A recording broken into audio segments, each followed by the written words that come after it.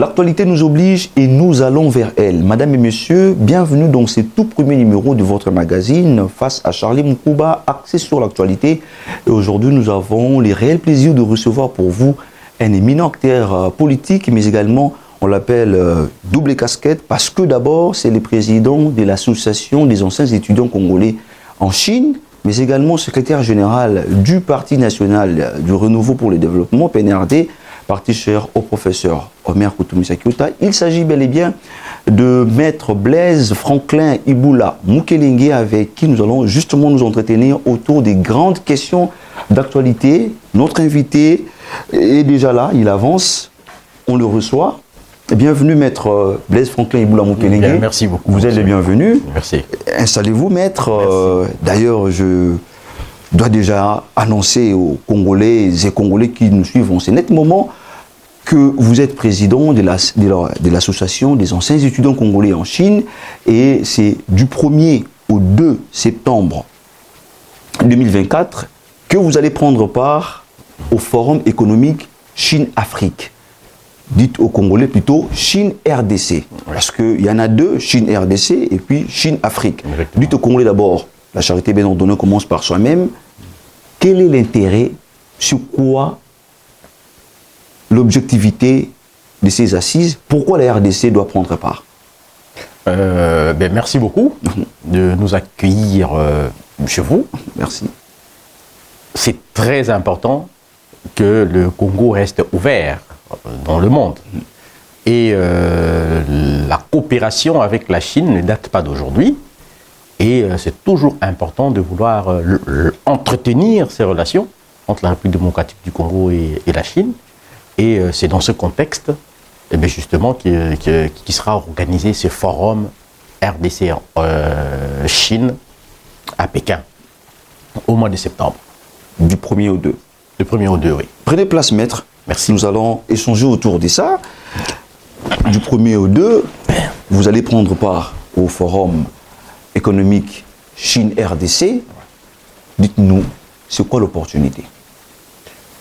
Je crois qu'il y a plein d'opportunités en rapport avec la participation de la République démocratique du Congo à ce forum. Nous le savons, la Chine aujourd'hui est une grande nation qui a prouvé que l'on peut sortir des situations difficiles, mais pour être une grande puissance. Ok. Alors on se souviendra que vers les années 70 et vers fin des années 70, la Chine était un pays très en difficulté. Mais par le travail, partant de Mao Zedong, qui a jeté les bases de la révolution culturelle, de l'identité, de la reconnaissance de l'identité chinoise, vous évoluez vers Deng Xiaoping, qui a succédé à Mao Zedong, et tout le reste, tous les autres qui sont venus, je cite Jiang Zemin, je cite Hu Jintao, et après, depuis 2012-2013, le président Xi Jinping, qui sont restés dans cette dynamique de la grandeur de la Chine, et ils essayent de faire des trucs. Alors, je pense que plutôt que être un modèle, comme je l'ai toujours dit, pour la République démocratique du Congo, la Chine devrait plutôt être une référence. Parce que nous n'avons pas les mêmes réalités, mais au moins, on peut se dire, la Chine l'a fait, elle était dans les mêmes circonstances, les mêmes situations que nous, ils l'ont fait, mais pourquoi nous ne pouvons pas le faire? Donc, moi, personnellement, je pense que nous pouvons aussi le faire. D'accord. Alors, vous êtes président de l'association des anciens étudiants congolais en Chine. Vous avez étudié par les frais ou l'argent, s'il faut le dire ainsi, de l'État congolais. C'est quoi votre rapport, vous, de l'association, d'abord? Eh bien, oui, c'est vrai que nous avons étudié aux frais de l'État congolais. Voilà. De la coopération, je vais dire, entre la République démocratique du Congo et la Chine. Et on nous appelait affectueusement les Kongfei. Kongfei, ça veut dire celui qui étudie aux frais de l'État. D'accord. Alors, revenu de Chine, nous avons vu comment les Chinois ont fait. Quand je dis nous, je ne parle pas seulement de moi individuellement. Ok. Je parle de la première génération qui est arrivée en Chine vers les années 1973. Bien avant que vous. Beaucoup bien avant que nous. Ok. Et parce que j'ai tout ce monde dans votre répertoire. Et du coup, donc, je reçois toutes les histoires, les anecdotes par rapport à ce qu'ils ont vécu, eux. Et nous-mêmes, pour avoir vécu là-bas, et nous avons également des plus jeunes qui sont en Chine, donc je récolte toutes ces informations. Donc pour dire que nous avons la bonne information sur le secret du développement de la Chine. Et au-delà de ça, le fait que nous puissions travailler également avec les Chinois nous renseigne davantage sur ce qu'ils sont en réalité, sur comment ils font pour faire avancer les choses. Donc du coup, je me dis que nous pouvons avoir une modeste contribution dans ces rapports entre la République démocratique du Congo et la Chine, tout au moins au niveau de la conception de la stratégie de coopération entre la Chine et la RDC et la République démocratique du Congo, notre cher pays. Et à quel niveau précisément? À plusieurs niveaux. Fondamentalement, j'ai toujours pensé que la Chine était semblable à la République démocratique du Congo sur plusieurs points de vue. Je veux dire sur plusieurs points. Alors, prenons les territoires congolais. Nous avons 2 445 km² par là de superficie. La Chine en a 9 600 000. Donc, je considère l'énormité du territoire. 2 450 000, c'est quand même énorme comme territoire. C'est pareil pour la Chine.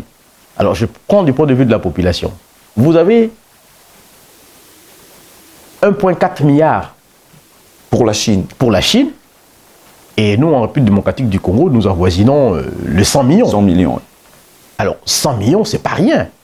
Il y a des pays dans le monde qui ont à peine 2 millions, 4 millions, un peu 5 millions à peu près, comme notre voisin, que je respecte beaucoup, la République du Congo. Vous prenez le Gabon, peut-être encore moins. Donc, avec 100 millions d'habitants, c'est quand même énorme. Et c'est ça, des rapprochements, les ressemblances avec la Chine. Donc, du coup, les problèmes qui se posent pour ces pays devraient être normalement les mêmes problèmes. Et en réalité, ce sont ces problèmes-là. Okay. Également, l'histoire de la Chine. La Chine a connu également des humiliations face à un pays, le Japon, territorialement, très peu signifiant. Et c'est pareil aujourd'hui avec la République démocratique du Congo qui se fait agresser, oui. par ses voisins. Par ses voisins qui sont minuscules. Donc c'est un rapprochement, un minuscule qui s'attaque à un mastodonte, et la même chose. Un minuscule soutenu. Et pour le Japon par rapport à la Chine. Okay. Alors c'est donc dans les mêmes contextes. Le contexte également de certaines pratiques immorales qui ne permettent pas une bonne gouvernance. La Chine a connu la même situation. C'est pareil chez nous. Et après, la Chine s'en est sortie. Pourquoi pas nous? Aujourd'hui, la Chine a plus de 4 millions de kilomètres de route. Comment ils ont fait pour résoudre ce problème d'infrastructure? Comment ils ont fait pour résoudre le problème de l'agression, de la guerre? Alors, donc je pense que, comme j'ai dit, c'était une référence, c'est des exemples, et nous connaissons toutes ces situations-là. Pour avoir vécu là-bas. Pour avoir vécu et pour être en train de travailler avec les Chinois. Donc du coup, on peut suggérer, notre voix peut compter du fait de cette connaissance particulière que nous avons de la Chine. Vous avez étudié avec les frais de l'État congolais en Chine. Vous constituez aujourd'hui ce que nous pouvons considérer comme une main-d'œuvre pour l'État congolais. Est-ce qu'aujourd'hui, l'État congolais se sert de vous?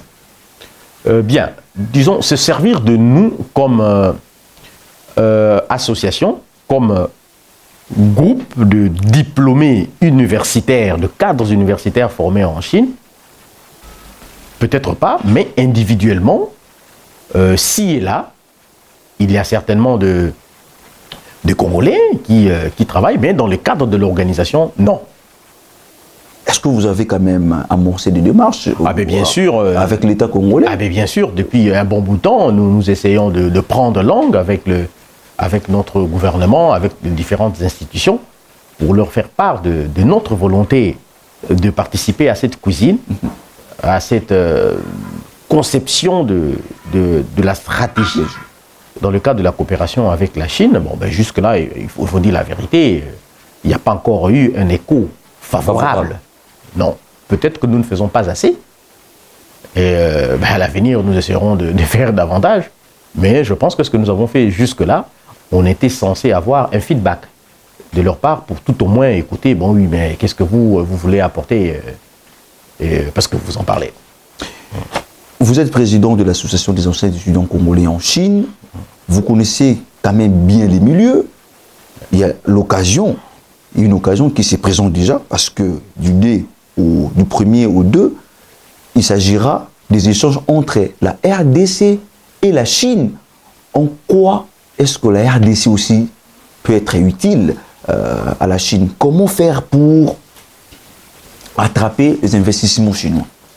Je pense que, comme nous l'avons dit, les opportunités existent bel et bien. Ils ont beaucoup d'expérience en matière de guerre, en matière d'équipement militaire, et surtout en savoir-faire.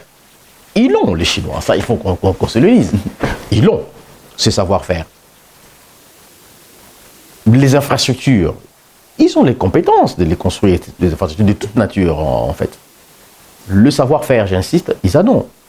Je parle de l'industrie. La Chine a toutes les compétences industrielles. Ça, on le sait. On dit que la Chine, c'est les mains du monde. Mais pourquoi? Parce qu'ils ont un savoir-faire également dans le secteur de l'industrie. Et alors, cela ne suffit pas. En fait, ça, c'est une identification des opportunités qui existent. Mais comment faire pour que nous puissions attirer ces investissements pour que ça puisse profiter à notre pays? Tout à fait. C'est là la grande question. Et moi, je pense que en ce moment-là, il est question que de notre côté, quand nous parlons de la stratégie justement d'attraction des investissements chinois, du savoir-faire chinois, c'est à ce niveau-là que notre pays devrait se mettre au diapason pour attirer les investissements, le savoir-faire de la Chine. Alors, on va justement se séparer avec ces chapitres, mais vous, en tant que président de l'association, je disais tantôt, vous connaissez les milieux. Il s'agira des échanges entre la RDC et la Chine. Oui. Quel conseil pourriez-vous prodiguer à l'État congolais pour que, je dirais, toutes les trois parties se retrouvent lors de ces échanges? Parce que nous connaissons que souvent, dans pareille assise, les Congolais vont aller là-bas, l'État congolais, il y aura bien sûr les représentants de notre pays, et on va les octroyer, les interprètes. Et pensez-vous qu'à ce niveau, les échanges vont très bien se passer pendant que nous avons quand même nos fils maison, les Congolais qui ont étudié là-bas, certains parlent même la langue chinoise. Quel conseil pourriez-vous prodiguer à l'État congolais pour que nous puissions rien perdre? Bon, personnellement, je parle très bien chinois, moi aussi, donc je pourrais bien faire ce travail. Mais seulement, je pense que la République démocratique du Congo ne perdra rien, parce que la Chine prévoit des interprètes qui font parfaitement bien leur travail, ça il faut qu'on se le dise, il n'y a pas de souci. Mais c'est quoi la valeur ajoutée? Mais également, il est quand même important que, du fait que nous ayons été formés en Chine, que nous ayons ces compétences-là, sans avoir pour ambition de remplacer le protocole chinois en ce qui concerne le protocole, les interprètes, mais il est important quand même qu'on sache, et les Chinois seraient d'ailleurs fiers de voir que dans l'équipe d'interprètes, nous avons des Congolais qu'ils ont formés et qui sont capables de faire le travail. Et autre chose, c'est quoi? C'est que dans la traduction, il y a certaines nuances culturelles. Il y a certaines nuances culturelles qui ne peuvent être captées que par ceux qui qui ont comme langue maternelle le chinois ou le français. Donc, il est important quand même que nous y soyons, pour certaines nuances, pour certaines situations que nous pourrons peut-être mieux capter et transmettre l'information. Donc je pense que sur ce point de vue-là, c'est quand même important. Je reviens plutôt sur la question sur les conseils que nous pourrons donner en tant qu'enseignants de Chine. Les relations entre États, à la base de la défense des intérêts de chaque État, je crois qu'il y a la culture. Okay.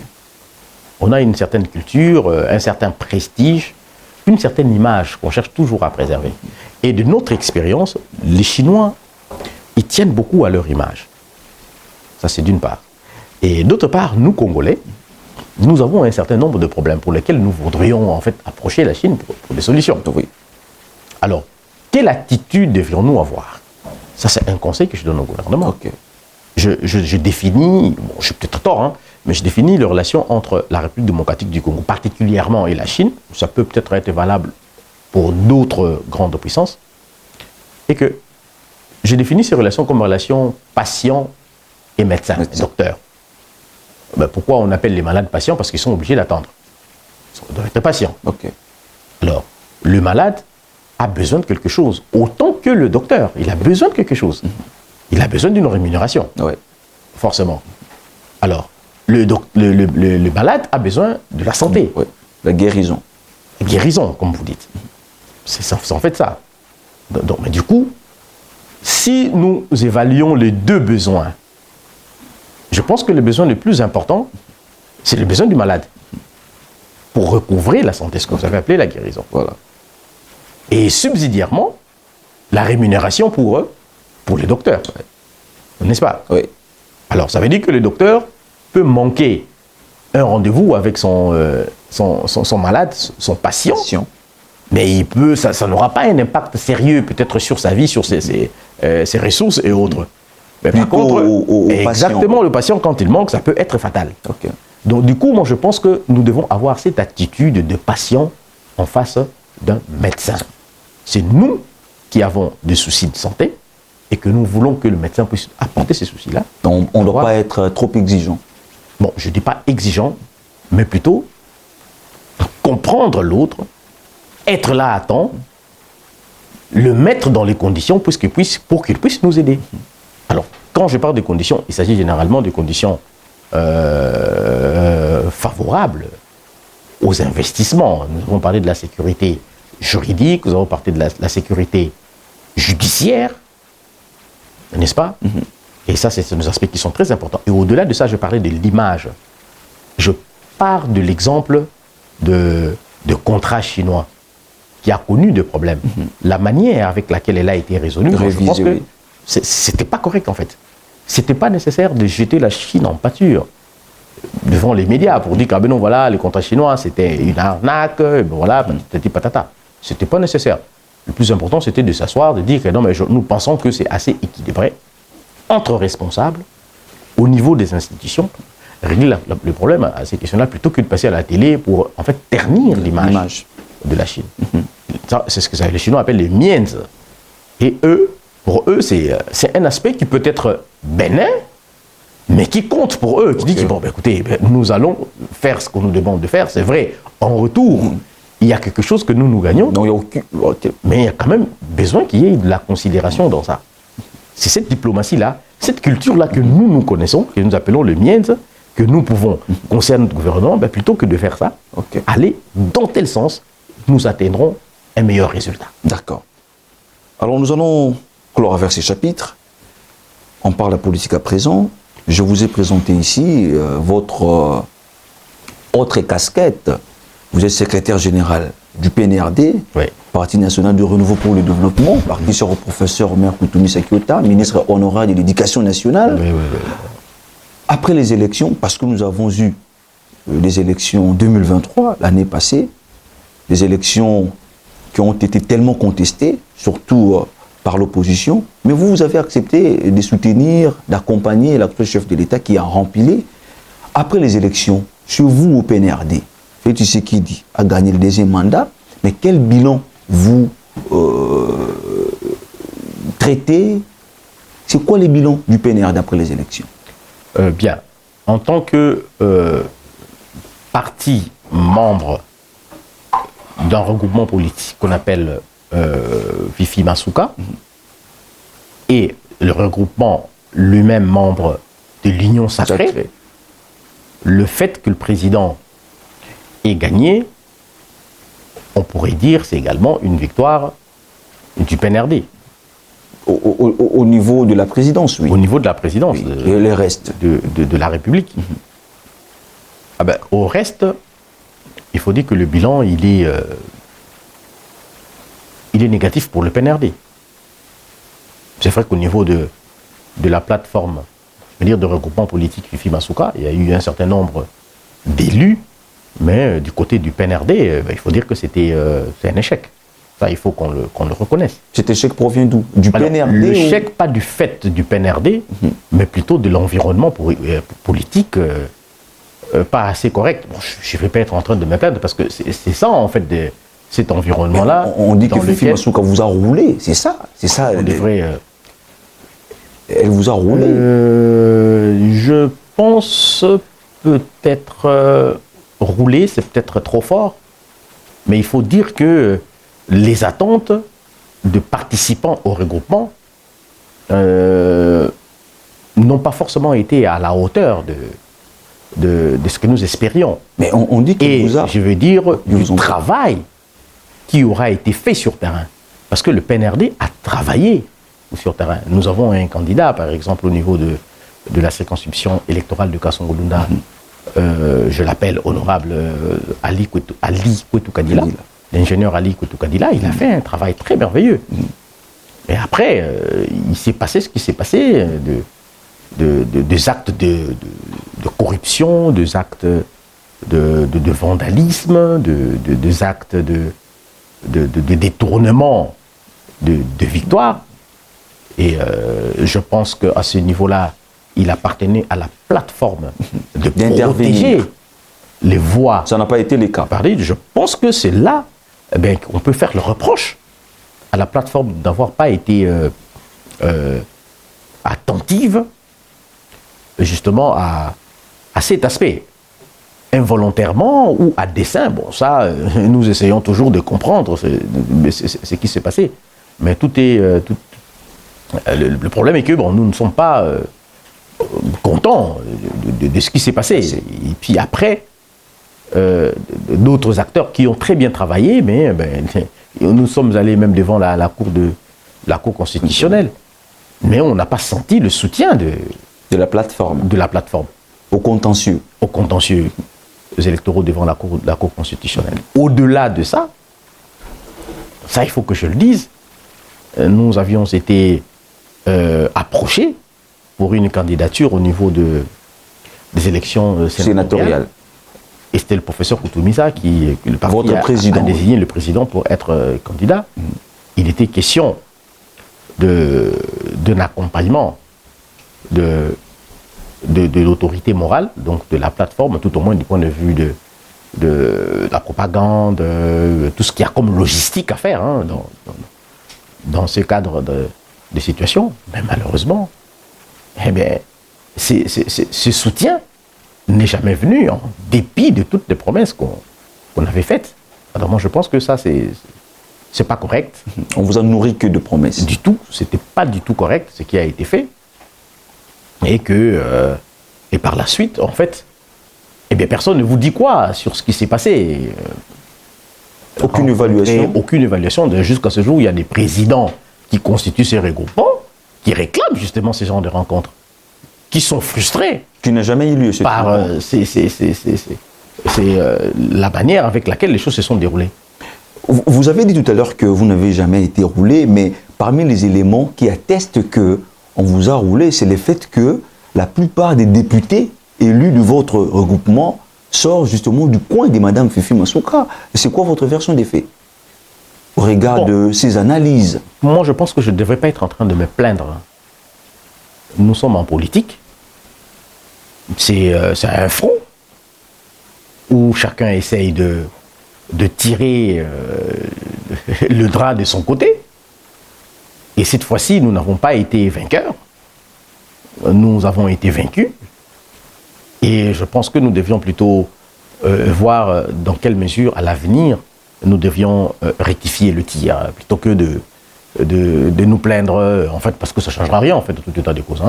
Mais simplement, on devra tirer leçon que l'on est dans une plateforme, que dans cette plateforme, en fait, ou dans un regroupement, on est en politique, et que le coup de coude, eh bien, ils existent, et il faudrait plutôt être paré à ça.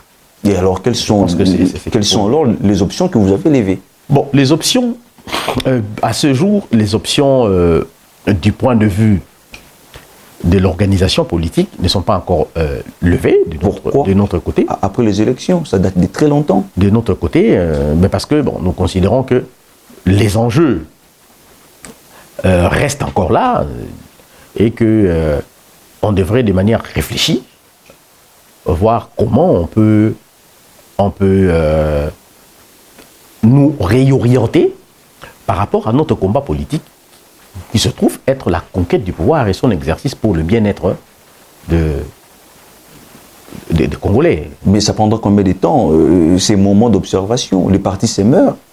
Non, je pense que avant la fin de l'année, nous allons tenir une grande rencontre, un congrès, qu'on appelle le congrès, qui nous permettra de faire cette évaluation et de voir dans quelle mesure nous pouvons nous relancer, dans quelle mesure nous allons poursuivre le combat.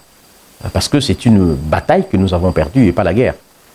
Donc du coup, du fort de notre détermination, de notre courage, de notre volonté et de notre audace, je pense que nous pourrons toujours demeurer dans la course et espérer arracher le pouvoir bien pour mettre en place notre politique. Alors, un autre sujet qui jaillit beaucoup d'encre salive dans la toile, c'est également la situation sécuritaire dans notre pays. Alors, sur ce, nous avons quand même pu recueillir les questions, les avis de certains compatriotes, de certains Congolais qui ont suggéré, qui vous ont suggéré quelques questions, c'est-à-dire, ils voulaient nécessairement savoir vos idées au regard de la situation. Nous avons pu recueillir plus ou moins 3 questions. Okay. La première question, c'est celle d'une Congolaise qui nous écrit depuis l'Est du pays, parce qu'ils vivent ces atrocités. Elle dit que les négociations à Luanda s'ajoutent parmi les voies de sortie de la crise. Maître Blaise, accordez-vous de la chance à cette démarche? Oui. Pourquoi? Parce que quand on veut parler de la paix, le mot paix, le mot négociation, le mot chance, signifie que si on arrive à ça, l'impact sur le terrain sera direct. Il y aura moins de morts, moins de souffrances. Donc, sur ce point de vue, nous soutenons à 100% toute initiative de paix. Toutefois, l'initiative de paix, dans le contexte actuel, devait être exploitée par la République démocratique du Congo. Uniquement dans le sens, comme je le dis, d'atténuer les souffrances de notre population, d'une part, et d'autre part, de renforcer l'armée. Parce que la solution définitive à cette crise, je pense que c'est la force. Il n'y a pas d'autre moyen. Mais chaque fois que nous aurons une opportunité d'alléger les souffrances de notre peuple par ces cessez-le-feu, on la saisira. Okay. Mais nous devons toujours exploiter ces situations en notre faveur, en nous préparant pour une grande offensive qui devrait définitivement mettre un terme à cette aventure belliqueuse, dangereuse, meurtrière du Rwanda et de ses copains. Alors, voici une autre question. Cette fois-ci, c'est pour un compatriote qui nous écrit de l'Équateur. Il dit ceci: selon vous, Maître Blaise, quelle serait la solution que vous pourriez proposer? La solution par rapport à la crise en République démocratique du Congo, en fait, c'est une crise qui a plusieurs formes, ça il faut qu'on le dise. Là, je suis en train de parler de la crise sécuritaire. Okay.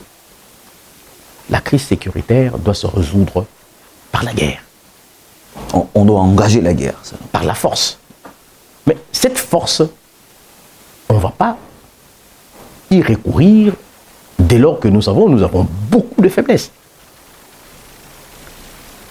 Il faut donc une stratégie qui soit mise en place pour d'abord préparer l'armée. Comment? Par un recrutement conséquent, massif. Sur ce, nous parlions de 100 millions de Congolais. Et sur les 100 millions de Congolais, les statistiques disent qu'il y a 60% de jeunes. Ouais. Alors, si on considérait seulement 10% de cette population, de cette jeunesse, on a 600 000. 600 000 jeunes. Mais avec quelles conditions? La première condition, c'était les effectifs, parce que dans la guerre, c'est toujours question de rapport de force. Okay. Les rapports de force portent sur les effectifs que vous avez dans votre armée, d'une part. D'autre part, l'équipement et le matériel militaire que vous avez à votre possession. Troisièmement, la formation de votre armée. Donc, ce sont tous ces éléments-là que nous devons mettre en place, courageusement, pour atteindre les résultats. Moi, je ne peux pas comprendre qu'il y ait 80 000 Congolais qui aillent au stade de martyr pour être en train de prier, eh bien, pour que le Dieu d'Israël vienne combattre à leur place. Alors que l'Israël, aujourd'hui, est en train de combattre ses ennemis par le sang.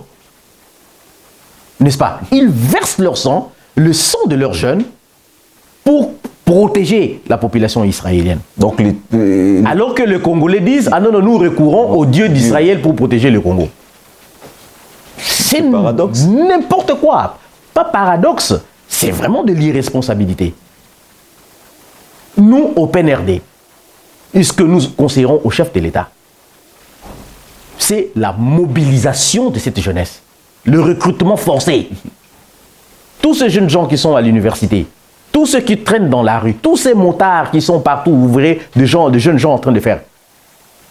Si nous voulons que demain nous puissions bien vivre, nous devons prendre la mesure de la situation aujourd'hui, les mettre au front. Ils doivent aller au front, oui, mais ils ne sont pas bien payés. Et surtout lorsqu'ils observent les détournements des millions ici. Et ça décourage.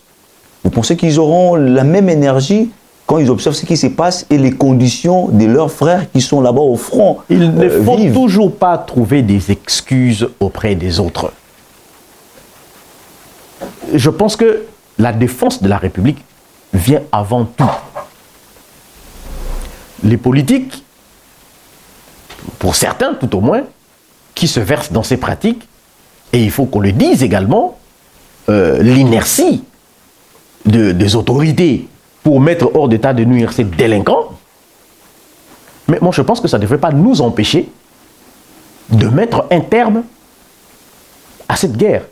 Eh bien pourquoi? Parce que l'ennemi justement joue sur ce créneau pour dire que non mais voilà, ils seront toujours démobilisés. Du fait qu'il y aura la mauvaise gouvernance de leur pays, ils diront ben pourquoi eux ils partent pas, nous on doit partir. Du fait de toutes les églises qui pilulent à travers la ville, eh bien, qui vous disent que non, on vous tape à gauche, il faut donner la joue droite pour qu'on tape encore. Ça nous rend naïfs. N'est-ce pas? Oui. Ça, c'est des situations où nous revenons en fait aux Russes qui disaient que la religion était l'opium du peuple. Okay. C'est ça le discours de l'ennemi. C'est ça le discours de l'ennemi. Et nous devons, en fait, ne pas naviguer sur ce point-là. Que le chef de l'État, président de la République, particulièrement, devait se mettre à recruter massivement des Congolais. Devait se mettre à doter de moyens conséquents. Également, la formation et le suivi sur terrain.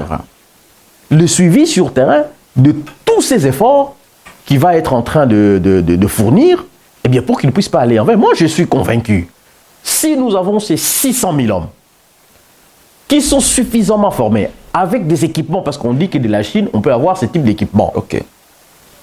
On peut faire face. Oui. Un bon commandement, Parce que par moment, on crie à la trahison, voilà, il y a trop de traîtres, tout ça et autres. Moi, je dis, oui, c'est vrai, il y a trahison, mais il devrait également y avoir le savoir-faire. Est-ce que notre commandement a réellement le savoir-faire? C'est un autre aspect, au-delà de la trahison. Ok. Donc, nous devons nous concentrer sur ces aspects-là. Profitons du cessez-le-feu. Ça nous permet de nous réorganiser. Et bien après, une grande offensive pour mettre hors d'état de nuire le Rwanda. Alors, voici la dernière question sur ce chapitre. Et à ces stades, pourrions-nous espérer une solution palliative alors que le Rwanda s'est nourri de cette guerre, surtout que sa fin revient à la chute de Kigali? Paul Kagame, qui s'est nourri de cette guerre, une fois terminée, est-ce qu'il va se retrouver? Est-ce qu'il va vouloir que cette guerre puisse prendre fin? Êtes-vous sûr? Non, mais moi je pense que la question, enfin, excusez-moi que je le dise, hein, Oui. alors, s'il tire profit de ça, mais pourquoi voudrait-il que cette guerre prenne fin? La fin de la guerre ne dépend pas du Rwanda. Elle dépend de nous. C'est le souci même de celui qui a posé la question. Et bien sûr, elle dépend de nous. Faisons fi du Rwanda. C'est nous qui devons donner le ton pour dire nous voulons mettre un terme à cette guerre. Nous devons avoir cette attitude-là. Ok. C'est aussi simple que ça. On ne doit pas être en train de faire l'apologie du Rwanda, de l'armée rwandaise. Ils ont fait ceci, ils ont fait cela, ils ont des armes sophistiquées. Non, toutes ces armes, nous ne les fabriquons pas. Le Rwanda ne fabrique pas les armes, s'il vous plaît. Le Rwanda peut les acquérir autant que nous. J'ai toujours dit que le Rwanda n'est pas fort. C'est le Congo qui est faible. Ok. Donc, Aussi simple que ça. Donc, le Congo est nous faible, tape. le Rwanda n'est pas fort. on nous tape comme l'a dit Kofi. Bon, je ne suis pas vraiment de cet avis-là, dire qu'on est en train On est tapé, oui. de nous taper. Pas du tout de cet avis-là. Je reviens plutôt pour dire que nous sommes faibles. Étant faibles, et nous devons considérer également que le Rwanda n'est pas fort, que le Rwanda profite tout simplement de notre faiblesse. D'où vient notre faiblesse? Notre faiblesse vient de la mauvaise gouvernance. Lorsqu'aujourd'hui nous parlons de la trahison, le président de la République, moi j'ai toujours pensé qu'une fois on peut établir les responsabilités de la mauvaise gouvernance, on met de côté le président, on parle un peu de collaborateurs, qu'on parle de nous tous, le rôle que nous jouons, justement pour mettre un terme à cette guerre-là. Alors, Maître Blaise, je vous en prie. Alors, qu'est-ce que je vais dire en cela? Je veux dire que si le président peut faire preuve de faiblesse, pourquoi cette faiblesse ne doivent pas être corrigée par le reste des dirigeants ou le reste de la population? Nous avons également des faiblesses, il faut qu'on le dise. Lorsque nous admettons des choses qu'on ne devrait pas admettre. C'est à ce niveau-là que le tout devrait jouer. On ne devrait pas laisser la responsabilité du rétablissement de la paix au seul président de la République. Le président de la République, c'est l'affaire de tous. Okay. Il a des faiblesses, nous avons nos faiblesses, et je pense que nous devons nous mettre à l'évidence. Okay. Corriger ce qu'il y a à corriger, et pour que nous puissions mettre un terme à cette situation. Autrement, on sera toujours en train d'accuser l'autre, de dire, ah ben oui, mais c'est lui qui est là, et le président dira, mais oui, mais j'ai donné les moyens à l'armée, et sur terrain. Mais il ne va pas sur terrain, c'est lui qui est sur terrain. Qu'il soit commandant, général, colonel ou quoi, même soldat, il doit prendre conscience de ça. Pas dire, ah ben c'est parce que le dirigeant vole, eh ben que moi je dois laisser le flanc à l'ennemi. Okay. Non mais c'est pas un raisonnement responsable à mon avis. C'est pas patriotique. Autant le président de la République, en tant que garant ou le commandant suprême, il devait se rendre compte que, étant donné que les choses ne marchent pas, parce que c'est ça, il n'y a pas de résultat aussi longtemps que ces gars continueront à avancer sur terrain. Mais il faut se remettre en question. Il faut se remettre en question. Et trouver les meilleurs moyens pour résoudre définitivement cette question. Aussi longtemps que nous serons dans des conciliambules politiques, je dirais politiciennes, pour dire ici, bon voilà, on met tel ou tel autre au Sénat, bon voilà, nous avons les Bahati Lukwebo qui reviennent, nous avons les Mbosso qui sont encore là. Bon, écoutez, ils n'ont fait aucune preuve. Pourquoi ils doivent vous conditionner au point où on devrait justifier la modification de la Constitution du fait du retard de la Constitution d'un gouvernement ou d'une institution. Non, pourquoi? Donc c'est une distraction. C'est une distraction tout ça, à mon avis. Et nous avons vu les élections de 2023, n'est-ce pas? Le seul redevable, le seul comptable, c'était le président de la République. C'était ni Mbosso, ni Bahati Lukwebo, ni ceci, ni cela. Et on le sait avec Ussama ou tous les autres. On le sait avec monsieur Kabila. Aujourd'hui, quand on dit « Ah non, mais le pays avant, c'était... » On cite Kabila. On ne cite pas Tambwe Mwamba, on ne cite pas les Mbende au Malanga, pas tous ces gars-là. Non, on ne les cite même pas. On voit le président. Donc, à ce titre-là, il doit prendre ses responsabilités. Alors, on tend vers le dernier virage de cette émission. Ça fera environ 3 mois depuis que le gouvernement cheminois est en place. Aujourd'hui, quelle note sur 10 donnez-vous à ces gouvernements, bien que le bilan est à mi-parcours? Bon, comme vous l'avez dit, il est à mi-parcours. Hein. Moi, j'aime pas trop me précipiter sur les bilans. Hein, parce que, enfin, les bilans sur quoi? Parce qu'on est encore... à peine ils viennent de commencer. Mais ce ne serait pas objectif, je pense, de parler de bilan. Mais par contre, il y a certains signaux qu'on fait relever, certains points du fait de l'absence du gouvernement. On ne sent pas le gouvernement sur terrain. On ne le sent pas assez dans différents problèmes qui se posent en dehors peut-être aujourd'hui du courage, hein, principalement, du ministre de la Justice, M. Constant Omari. Constant Moutamba, oui. Excusez-moi, Constant Moutamba. Voilà. Qui se distingue selon vous?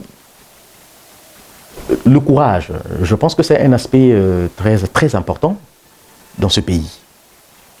Ouais, les diplômes, il y a plusieurs qui annoncent ces diplômes-là. Ce qui peut faire la différence, c'est le courage. Le courage de dire, eh bien, écoutez, messieurs, il faut mettre de l'ordre dans le secteur de la justice, et il essaye de jouer le jeu hein, dans la limite de ses moyens. Moi, je pense que ce courage-là, c'est quelque chose qu'il faut encourager. Ça. Lui qu'on qualifie des populistes. Bon, des excès, des zèles, ça peut peut-être paraître, mais moi je considère plutôt l'aspect le plus important, c'est son courage d'aborder la question, d'en parler, de lever la main pour dire « Ah ben non, il y a un problème, il faut qu'on le résolve ce problème-là.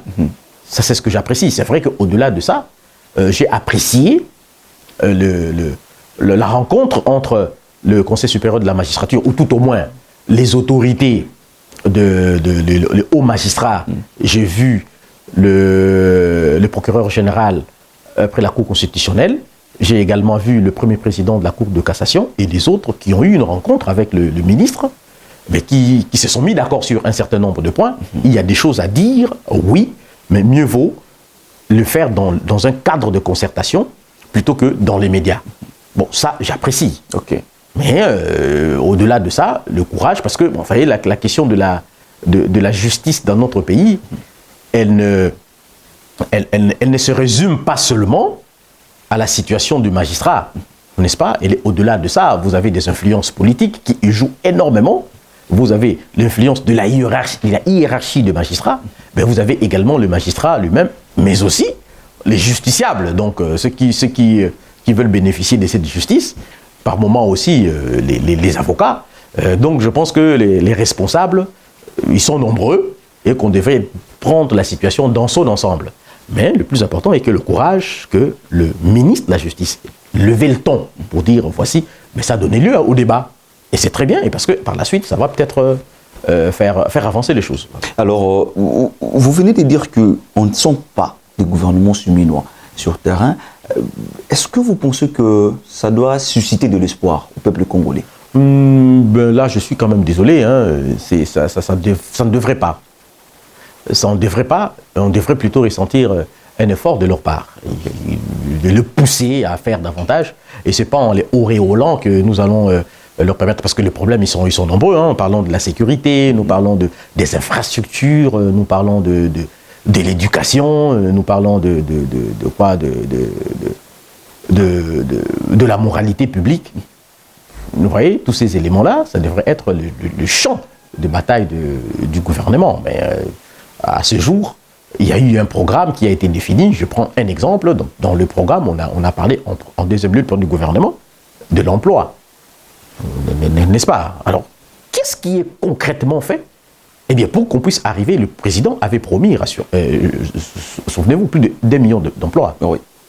Alors, mais qu'est-ce qui est fait concrètement pour qu'on puisse atteindre cet objectif aujourd'hui?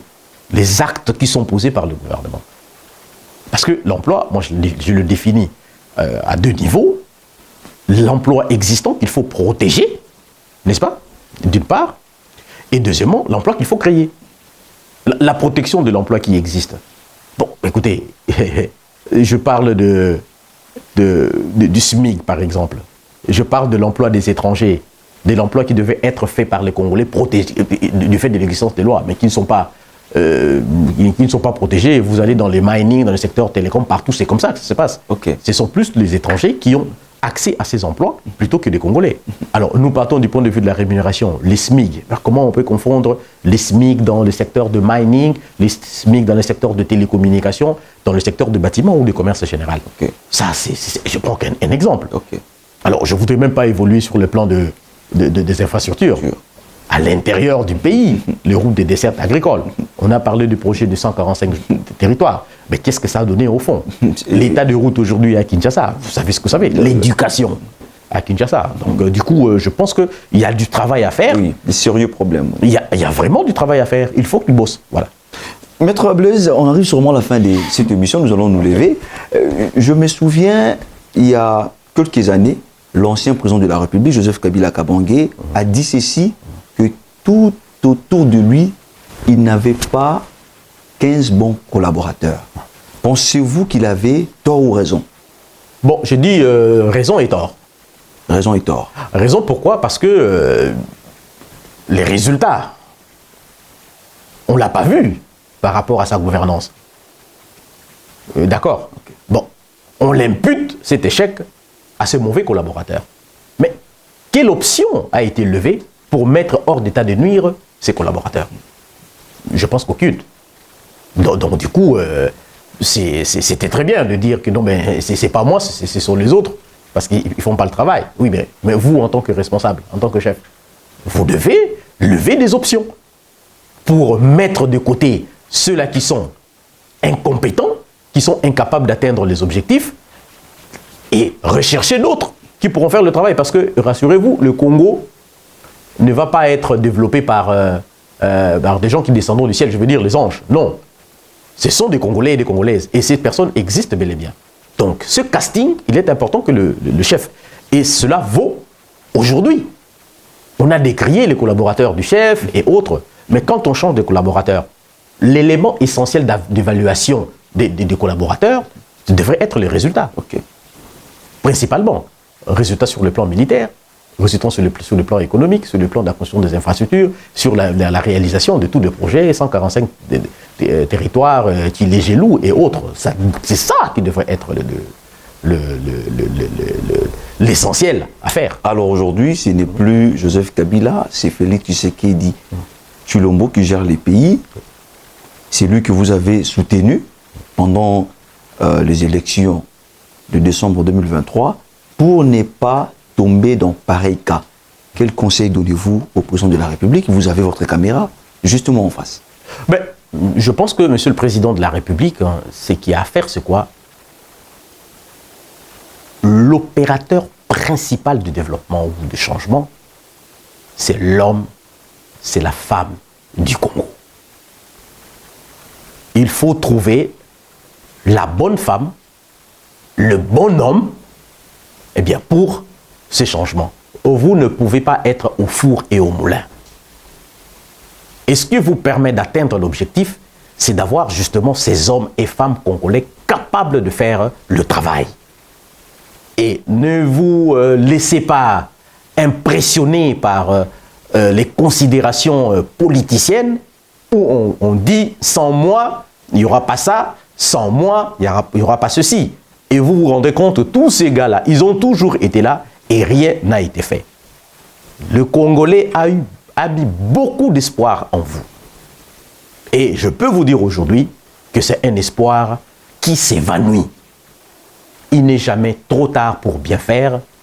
Vous pouvez avoir cette volonté de bien faire, comme le répète le plus souvent le ministre de la Justice, M. Constant Moutamba, pour dire que le président m'a chargé de recadrer la justice, trouver des hommes et des femmes du Congo qui sont capables d'avoir ce courage-là de relever ce défi. Autrement, je suis désolé, mais vous pourrez peut-être rejoindre le discours de M. L'ancien président, le sénateur honoraire, à vie, M. Kabila, qui disait que je n'ai pas de 15, si j'avais 15 collaborateurs et autres. Donc c'est vraiment le moment pour vous de vous saisir de l'éducation nationale. Maître Blaise, merci d'avoir répondu à toutes nos préoccupations, mais également à notre invitation. Eh bien, c'est moi qui vous remercie. Chers téléspectateurs, merci de nous avoir suivis. Le rendez-vous est pris la semaine prochaine, même heure, même chaîne, avec le même plaisir, mais également suivez-nous sur toutes les plateformes digitales. Et les prochains rendez-vous, c'est avec vous, parce que vous avez des responsabilités et vous devez éclairer, allais-je dire, l'opinion sur tout ce que vous faites.